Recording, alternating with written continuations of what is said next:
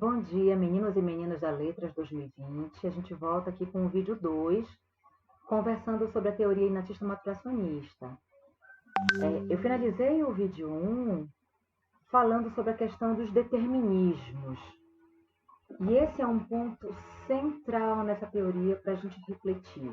Tá? Um ponto central e fundamental.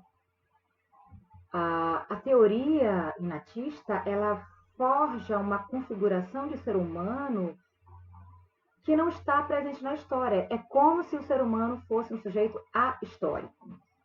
Como se o ser humano não estivesse dentro de um contexto social com uma série de contradições sociais inscritas nele.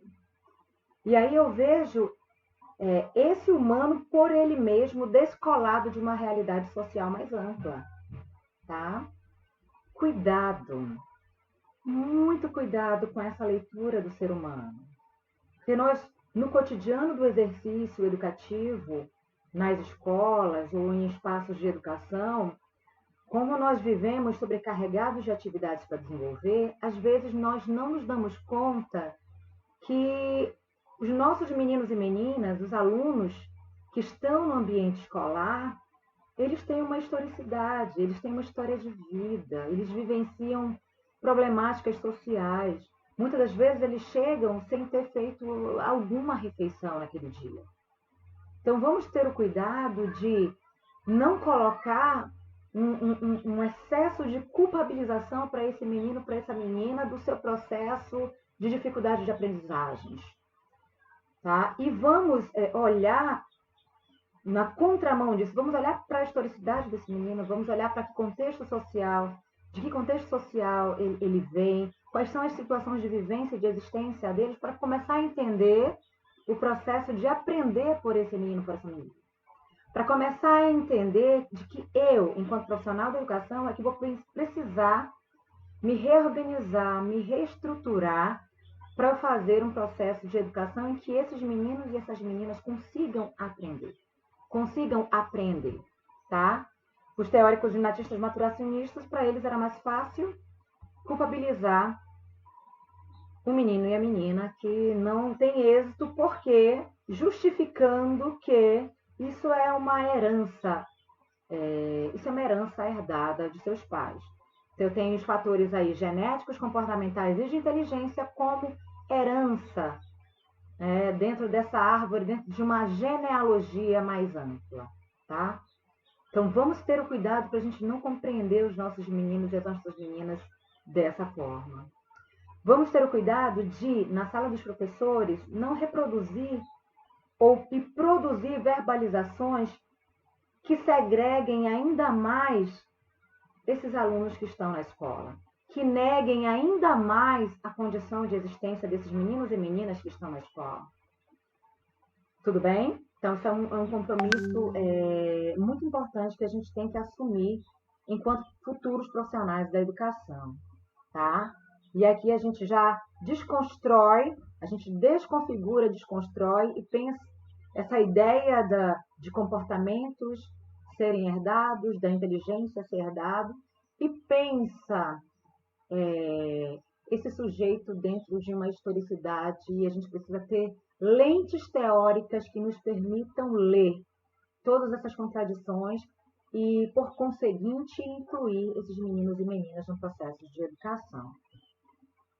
Binet aponta, ele compreende a inteligência como uma aptidão geral, que não depende das informações ou das experiências adquiridas no decorrer da vida do indivíduo.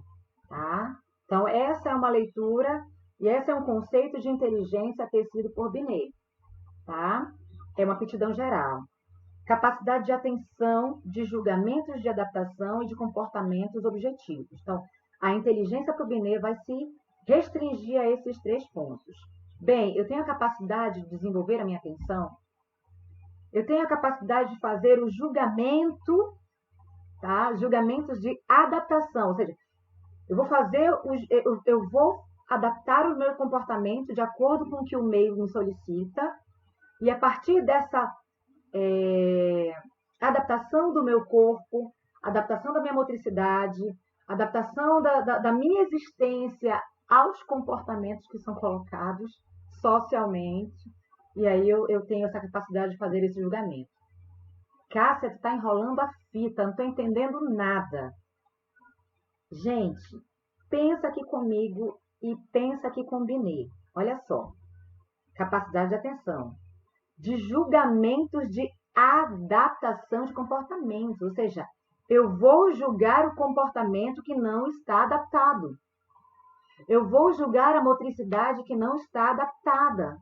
Eu vou julgar a fala que não é pronunciada, entre aspas, como a norma, corretamente. Tá? Então, eu tenho que ter muito cuidado com esse sentido de inteligência que o Binet está atribuindo, está construindo, está tornando realidade. Tá? Binet fala assim, parece-nos que na inteligência há uma faculdade fundamental. Esta faculdade é o julgamento, também chamado bom senso prático, iniciativa, a faculdade de adaptar-se às circunstâncias, julgar, compreender e raciocinar bem. Estas são as atividades essenciais da inteligência. Tá? Binet e Simon, desenvolvimento da inteligência na criança. Vejam que o Binet ele traz uma padronização do que seja inteligência. A gente já consegue perceber aqui que muitos grupos humanos não vão conseguir estar encaixotados nessa ideia de inteligência forjada por Binet. Cássia, que grupos humanos? Vamos pensar a nossa realidade, a realidade de público das pessoas da educação especial. Os alunos que estão na condição de uma deficiência mental ou intelectual que é trazido aqui na legislação brasileira. Como que essa criança ou como que essa pessoa vai estar dentro deste padrão, dessa normalização de pensar bem, colocado aqui na teoria de Binet? Esse é um ponto interessante de refletir. Um outro ponto para a gente refletir. Vamos pensar grupos humanos étnicos indígenas, que tem uma outra organização social, que tem uma outra maneira de pensar a realidade, que apresenta outra temporalidade para a sua existência, que tem outros conceitos para justificar a sua existência. Esses grupos humanos vão raciocinar bem na compreensão de Binet?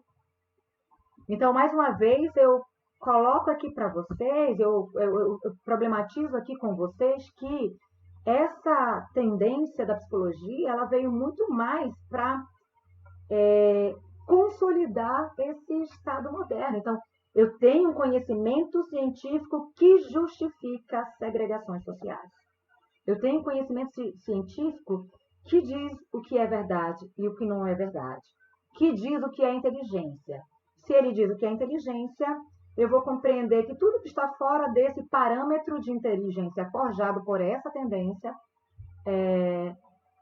esses grupos humanos vão ser alijados da condição de ser pessoas com inteligência. Tá?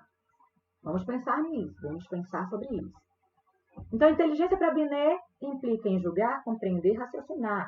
E isso se dá dentro de uma determinação biológica. Eu tenho uma camisa de forças. Tá? Se o meu pai e a minha mãe não sofreu um bom processo de escolarização, porque não teve condições de estudar, não teve condições financeiras, sociais, né, para desenvolver, para conseguir passar por um processo de escolarização equitativa, isso não é problematizado nesse plano social mais amplo, nesse plano social, econômico, político mais amplo, mas é pensado muito mais na figura desse pai e dessa mãe que, ao não estudar, esse ato de eles não terem sofrido um processo qualitativo de educação implica que essa herança será herdada pelas gerações desse pai e dessa mãe. Logo, eu, Cássia, não teria vivenciado um processo de escolarização. Então, vejam que é uma teoria que não problematiza o modelo econômico capitalista, não problematiza as desigualdades que estão inscritas nesse modelo capitalista. Tá? Gesell é um primeiro teórico da maturação. Ele coloca dentro das suas reflexões a prioridade de fatores de maturação sobre os de aprendizagem, ou seja, eu preciso primeiro me desenvolver organicamente para que eu possa aprender, tá? A biologia para Gesell determina o desenvolvimento psicológico humano, ou seja, eu tenho a biologia implicando nas questões psíquicas desse humano. Então, o desenvolvimento, eu vou ter esse desenvolvimento biológico, o feto, o útero, né, materno, e essa biologia já vai interferindo no desenvolvimento desse humano. Para esse teórico, a maturação impulsiona o desenvolvimento humano. Maturação, a biologia, esse desenvolvimento biológico e orgânico é que impulsiona o desenvolvimento. E eu lanço a pergunta para vocês, o ambiente social? Será que eu tenho que esperar pela maturação? E o ambiente social, onde é que fica? Uma criança que nasce e não é cuidada por um sujeito da sua cultura, como os meninos lobos, lembram? Já ouviram falar dos meninos lobos? Como é que fica a situação desse menino? Ele vai aprender? O que ele vai aprender? Ele vai ter uma motricidade desenvolvida nessa perspectiva do bípede? Ele vai conseguir falar?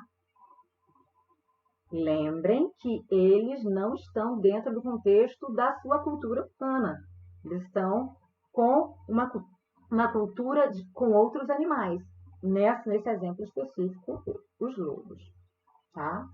Gesell e Binet, eles pensam esquemas de como medir o desenvolvimento da inteligência, normatizam pesquisas. A gente tem pontos positivos também, de certo modo.